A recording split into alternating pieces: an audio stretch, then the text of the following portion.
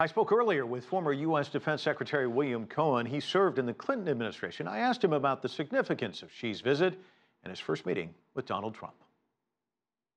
The substance will be found in the symbolism, namely of the leaders of the two most powerful economic countries in the world, shaking hands, and I hope that takes place, and saying that we have differences of opinion, but we're determined to work those out. And we're going to work together.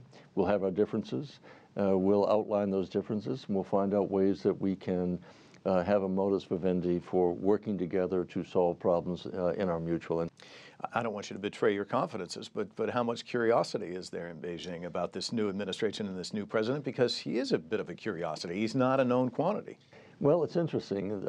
I was there also right after the election, and a day after the election, actually, and I was in Beijing at that time. I had gone to Shenzhen, Guangzhou, and then I went up to Beijing. And I met with a state councilor, and he asked me one question initially, and he said, does this mean with President Trump being elected that that's the end of TPP? Is TPP dead? And I said, yes. He said, good. So they saw that as a very positive thing from their perspective. And I had to then say, well, that doesn't necessarily mean this is going to be a positive relationship. Wait until the administration is sworn in. Wait till the president becomes the president, president-elect becomes president.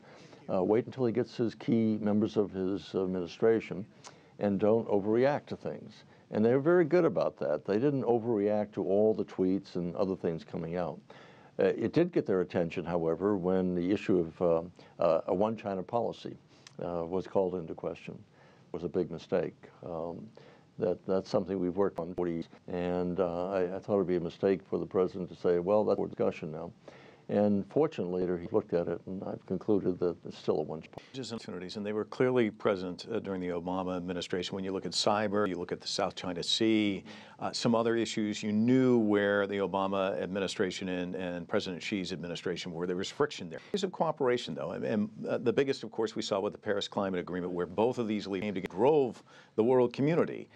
I don't see Trump and Xi. Where are the areas where you see things dovetailing? Where are the areas of friction? Well, you can identify where the challenge areas are, North Korea, the islands in the South China Sea. So we know those are going to be the problem areas. As far as the climate change, China's going to take action on its own. It has a serious problem with pollution, and they're going to move forward in finding non-fossil fuel for the future. And they're likely to be leaders in the solar energy and wind energy and biofuels. At the time, we look like we're going backwards instead of forwards. So you can identify where the problem areas are going to be, but the areas of cooperation, anti-terrorism, cyber terrorism, and cyber theft, issues involving healthcare, something that's very important to the Chinese as they're developing a distribution of healthcare throughout the country, infrastructure capabilities. I thought, again, a mistake that we didn't agree to invest in the Asia Infrastructure Investment Bank. All of our allies did, but not us. So there are things that we can do together and work together on, and those are pretty easily identifiable.